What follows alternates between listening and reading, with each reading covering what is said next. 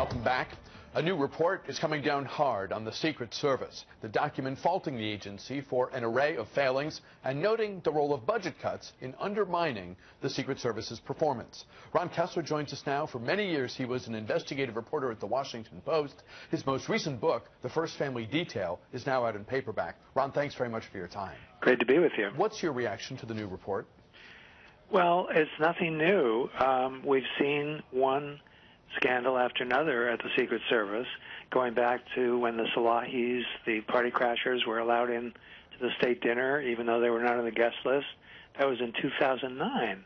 And before that, my first Secret Service book, In the President's Secret Service, had come out and warned about all this corner cutting, this laxness.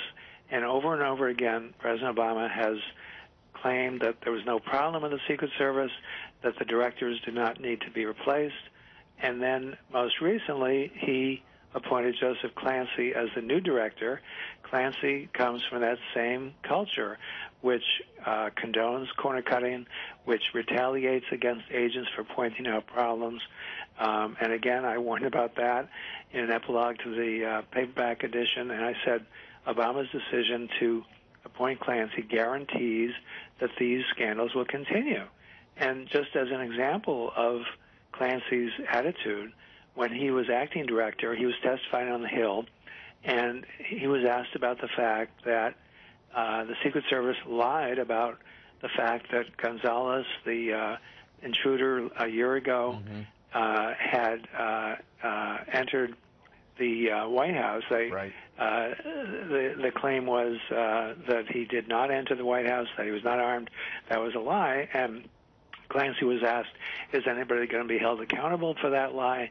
And he said, well, that wasn't a lie. That was just a mistake. And then he was asked, well, how do you know it was a mistake? And he admitted he didn't know a thing about it. He didn't know how the information came out. So why would you appoint someone like that to shake up the Secret Service? How can an agency with a mission as critical as this one be operating at such a subpar level for such a long period of time?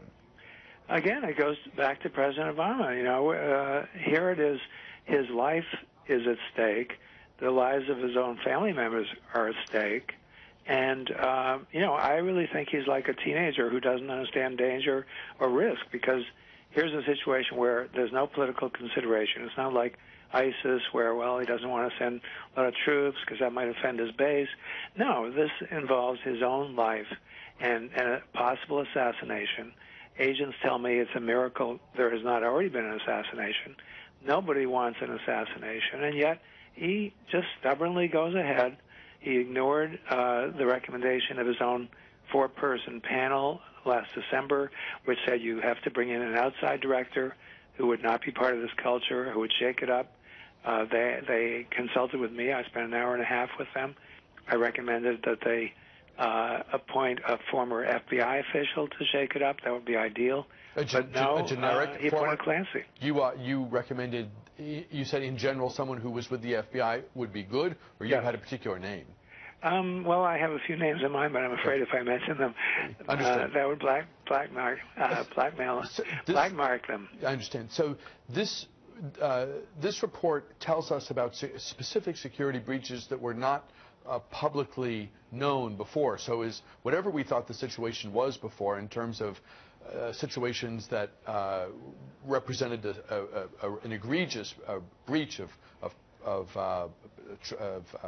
policy, the reality we know now is actually considerably worse. Considerably worse, but you know there were a lot of clear indications. In my book, I wrote about the fact that on a regular basis, the Secret Service will allow into events people who have not been screened with magnetometers, because either the campaign staffs or White House staffs, both Bush and Obama, will pressure agents to let people in because Secret Service hasn't supplied enough magnetometers. There's still a line outside.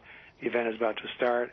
So they pressure them to let them in, and sure enough, the management says let them in. Well, how is it, sorry to interrupt, but how is it that a campaign operative can overrule the Secret Service when, at the end of the day, as we're talking about the safety of an individual who, regardless of party, we care about that person just on a human basis, but what they represent in terms of the functioning of this nation. How is it that some campaign person with a clipboard is bossing around the Secret Service? Really? You're right. They have no right to overrule the Secret Service, but the Secret Service is spineless. And as one example of this management culture that leads to the spinelessness and the corner cutting, when Mary Cheney, one of Dick Cheney's daughters, was under protection, she would try to get her agents to take her friends to restaurants. Well, they're not taxi drivers. They're charged by law with protecting certain people and not taking people to restaurants. And so these agents refused, as they should have, but she threw a fit and got her detail leader removed over this. So what message does that send to agents who are pressured to let people in without magnetometers? It says, gee, if you stand up to the campaign staff or the White House staff, you could be in trouble. You could be removed. That's the corrupt culture that is at the heart of these problems. We only have 60 seconds left. How should Congress react to this report? Well, Congress has been looking into this for years, but that is not the way to solve the problem. When you have any organization that's in trouble, what you do is you bring in an outside CEO or an outside director to change the culture and to shake it up, and who will make everyone accountable. It's not going to do any good to have more reports, more hearings, and more investigations.